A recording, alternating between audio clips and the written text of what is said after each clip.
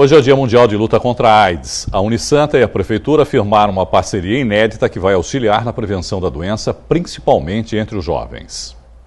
A parceria é inédita. Funciona como um programa de educação continuada. A Universidade Santa Cecília e a Coordenadoria de Controle de Doenças Infectocontagiosas da Prefeitura de Santos vão trabalhar juntas para reduzir a contaminação entre universitários. Há uma geração que não conheceu os efeitos, porque já nasceu sob a égide de uma prevenção, né, que existia. E a partir daí há até um relaxamento em termos de posturas, em termos de situações em que a morte não é mais tão presente, não é? A doença acaba sendo controlada.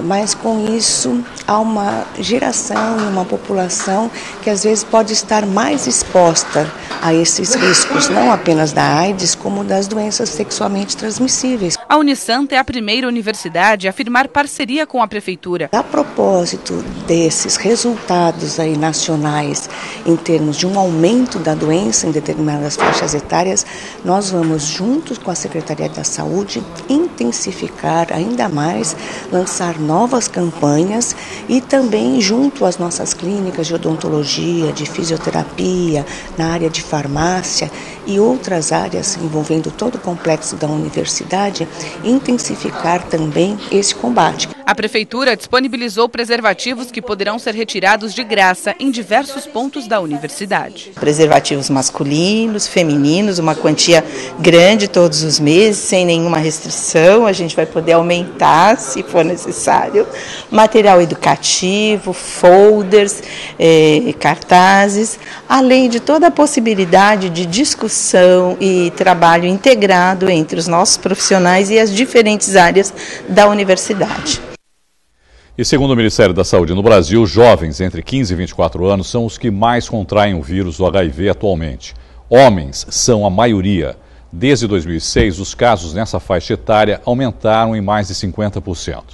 Para falar mais sobre o assunto, nós recebemos agora o médico da Sociedade Brasileira de Infectologia, Ricardo Aiden. Ô Ricardo, boa noite, obrigado por participar mais uma vez conosco aqui.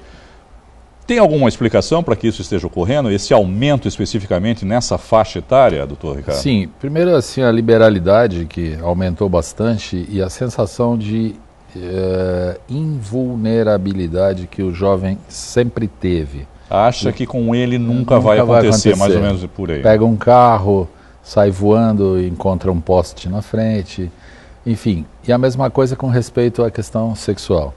E outra, essa sensação de vulnerabilidade, ela vem do fato de que as pessoas não estão morrendo com AIDS, quando descobre a tempo e trata, elas melhoram, podem viver uma vida praticamente normal, e aí todos os indivíduos se sentem à vontade para fazer sexo desprotegido. Dá para dizer que a doença deixou de ser fatal e passou a ser crônica, doutor? Sim. Mas com consequências, né, também? Com consequências. Hoje a gente sabe que mesmo o paciente muito bem acompanhado, que faz tudo certinho, ele começa a apresentar uma série de coisas. Ele não está mais morrendo de AIDS, mas pode morrer do coração numa frequência maior.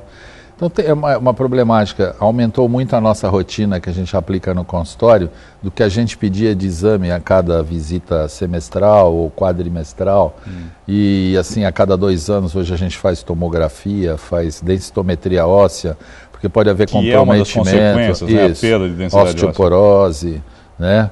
Alterações no sistema nervoso central, onde os medicamentos não chegam exatamente da forma como a gente gostaria, com raras e honrosas exceções, ou seja, é um pouco mais complexo o acompanhamento, mas é inequívoco que eles não estão morrendo pelo HIV e os jovens estão com essa sensação e continuam praticando sexo desprotegido. Essa realidade nacional é uma realidade da região, desse aumento entre os jovens? Também.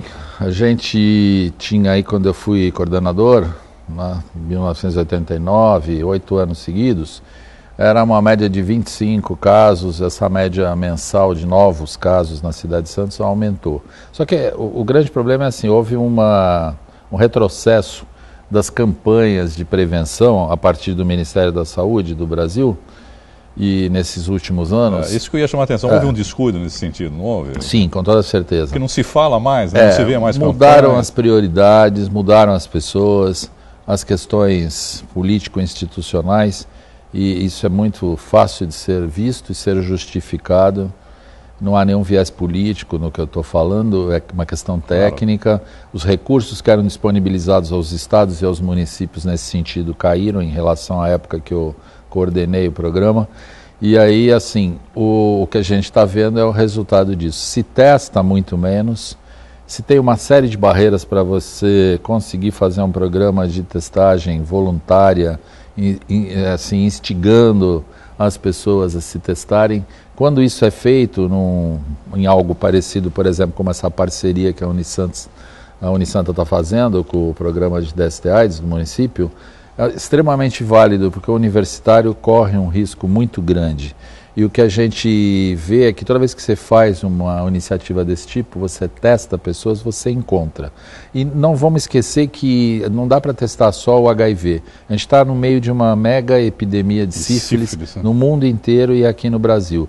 Então você tem que testar. Aqui em Santos também, né? Também. A gente tem visto no consultório da gente, no ambulatório do serviço público. E isso tudo cruza, facilita, toda a DST facilita que a pessoa adquira AIDS, ou se infecte pelo HIV, né, melhor dizendo. E o que a gente observa é assim, que esses jovens estão mesmo deixando de tomar cuidado. E cresceu muito no rastro dessa população de homem que faz sexo com homem e que abusa realmente das coisas. Sem proteção. E sem proteção.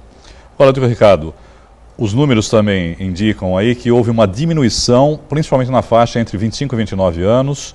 Segundo o boletim epidemiológico de HIV e AIDS, desse ano o número chegou a 16 casos por 100 mil habitantes. Em 2005 eram 32 casos cada 100 mil pessoas. O que isso indica também? Detecção em mulheres, nesse caso. Sim.